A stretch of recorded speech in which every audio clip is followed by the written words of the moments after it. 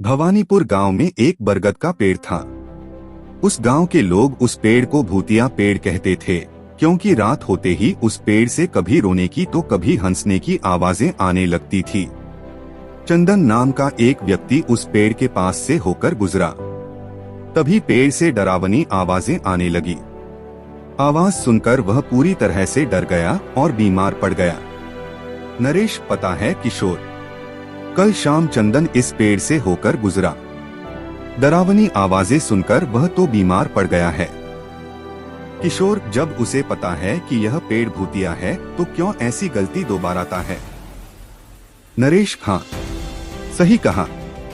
किशोर यह कहकर जब अपने घर लौटता है तो उसकी पत्नी उससे कहती है कि हमारा बेटा बहुत बुरी तरह बीमार पड़ गया है।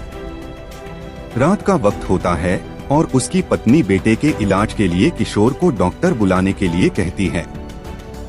किशोर की पत्नी, सुनिए जी, हमारा बेटा बहुत बुरी तरह बीमार पड़ गया है, जल्दी से डॉक्टर को बुलाना होगा। किशोर, समय तो देखो, बहुत रात हो चुकी है, इतने समय कौन डॉक्टर मौजूद होगा? दवा लेने के लिए भी मुझे बहुत दूर जाना पड़ेगा। किशोर की पत्नी, हाँ तो जाइए ना, अगर नहीं गए तो हमारा बेटा बहुत ही ज्यादा बीमार पड़ जाएगा। किशोर उसी वक्त आधी रात को दवा लेने के लिए निकल जाता है।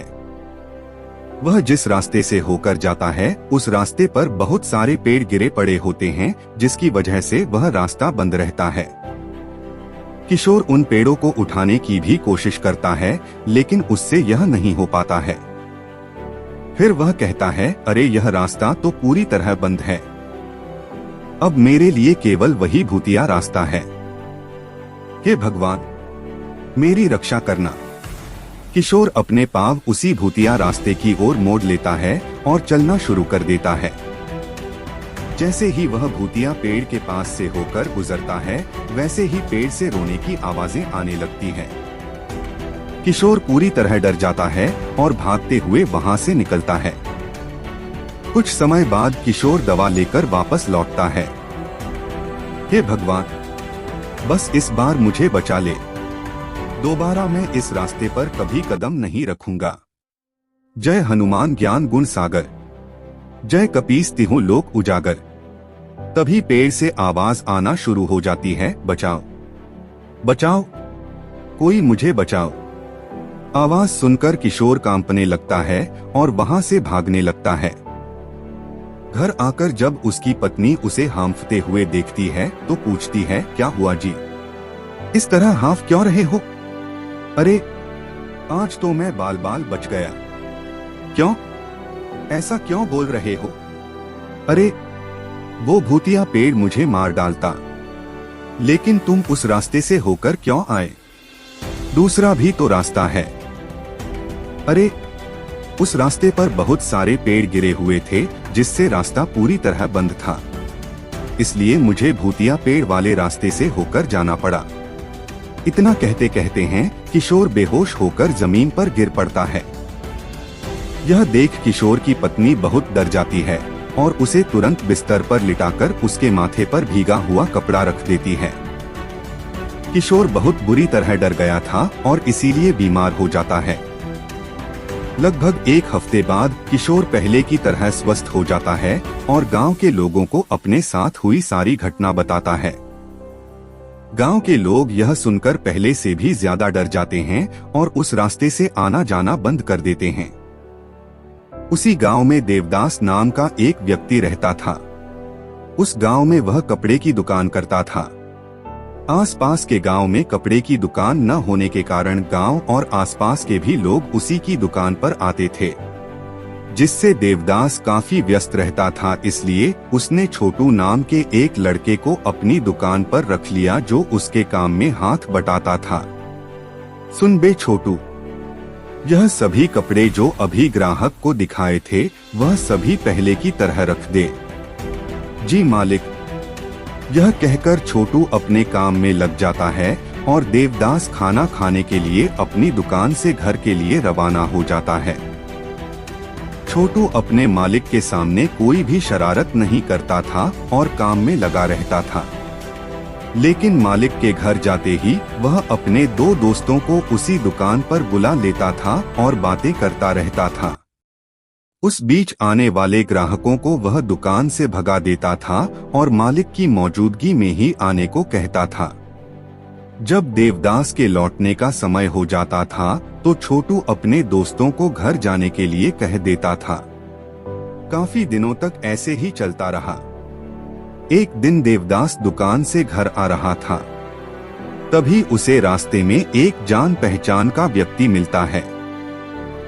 देवदास उससे कहता है, क्यों भाई, आजकल दिखाई नहीं देते हो और ना ही खरीदारी के लिए दुकान पर आते हो, क्या हुआ है? अरे कुछ नहीं भाई, गया तो था तुम्हारी दुकान पर कुछ दिन पहले, लेकिन वह छोटू कुछ लड़कों के साथ दुकान पर बैठा था और उसने कहा कि जब मालिक हो तभी दुकान पर आना, उनकी मौजूदगी में ही कपड़े बेचे जाएंगे। यह सुनकर मैं लौट आया। अच्छा, लेकिन मैंने तो ऐसा कुछ भी नहीं कहा है, और दुकान पर तो वह अकेला ही रहता है। अच्छा ठीक है, मैं चलता हूँ। अगले दिन देवदास दुकान से घर खाने के लिए आता है और जल्दी जल्दी खाना पीना करके तुरंत दुकान के लिए लौट जाता है। जैसे ही वह दुकान पर पहुंचता है, उसे छोटू और उसके दोस्त हंसी मजाक करते हुए दिखाई देते हैं। वह छोटू को डांटते हुए कहता है, क्यों बे छोटू, यह दुकान है या धर्मशाला? दोस्तों से बातें करनी है तो घर जाकर करना, निकलो मेरी दुकान से और कल से काम पर भी मत आना। छोटू देवदास की डांट फटकार सुनकर बहुत गुस्सा होता है, क्योंकि उसे उसके दोस्तों के सामने डांटा गया था। दुकान से बाहर निकलकर छोटू अपने दोस्तों से कहता है, मालिक ने ये ठीक नहीं किया, अब मुझे इन्हें सबक सिखाना ही होगा। सबक? कैसा सबक? छोटू कहता है, क्यों ना रात को मालिक को उस भूतिया पेड़ से जाकर बांध दिया जाए, फिर जो भी होगा उससे मालिक की अकल ठिकाने आ जाएगी। देवदास जब रात को दुकान बंद करके घर लौट रहा था तो पीछे से छोटू ने उसके आंखों पर पट्टी बांध दी, जिससे देवदास को कुछ भी दिखाई नहीं दे रहा था।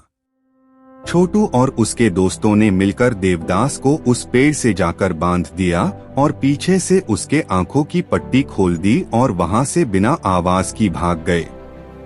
देवदास को यह पता भी नहीं था कि उसके साथ यह सब किसने किया, लेकिन जब उसे पता चला कि वह भूतिया पेड़ से ही बांधा हुआ है तो वह डरने लगा।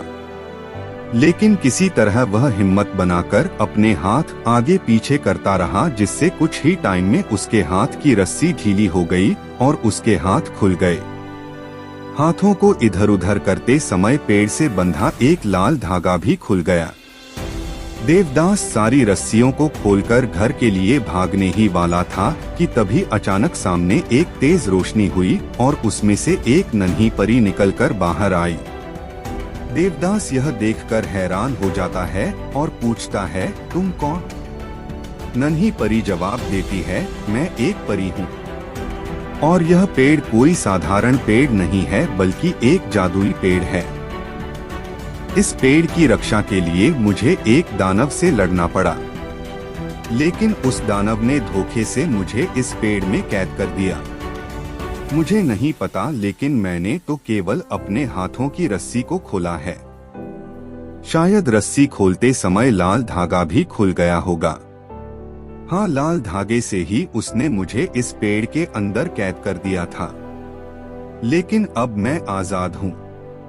यह कहकर नन्ही परी गायब हो जाती है और तभी जादुई पेड़ बोलने लगता है, तुमने आज नन्ही परी को ही आजाद नहीं किया बल्कि मेरी शक्तियों को भी दोबारा जिंदा किया है। बोलो, तुम्हें क्या चाहिए? मुझे कुछ नहीं चाहिए, बस मैं इतना जानना चाहता हूँ कि यह सब मेरे साथ किसने किया है। जादुई पेड़ कहता है, अच्छा ठीक है, अब तुम घर जाओ। सुबह होते ही जिस किसी ने भी तुम्हें सताया है वह इस पेड़ से उल्टा लटका हुआ मिलेगा। देवदास घर चला जाता है और रात को जादुई पेड़ अपनी शक्तियों से उन तीनों को अपने पास बुलाता है और उल्टा करके पेड़ से लड़का देता है। देवदास जब सुबह होते ही पेड़ के पास जाता है तो उसे छोटू और उसके बाकी दो दोस्त पेड़ से उल्टा लटके हुए दिखाई देते हैं। देवदास कहता है, अच्छा तो वह तुम थे, अब तुम्हें मैं सबक सिखाऊंगा। देवदास पुलिस को बुलाता है और उन तीनों शैतान बच्चों को उनके हवाले सौंप देता है। जादुई पेड़ से नन्ही परी आजाद हो चुकी थी, इसलिए अब उस पेड़ से किसी भी तरह की रोने या हंसने की आवाज नहीं आती थी, जिससे धीरे धीरे गांव के लोग उस रास्ते से आना जाना शुरू कर देते हैं और रात को भी लोग बिना डरे उस रास्ते से आते जाते रहते हैं। जादुई पेड़ अब उस गांव के लोगों की मदद करने लगा था। गांव के लोग अपनी समस्याएं लेकर उस पेड़ के पास जाते और पेड़ उनकी समस्याओं को हल कर देता था।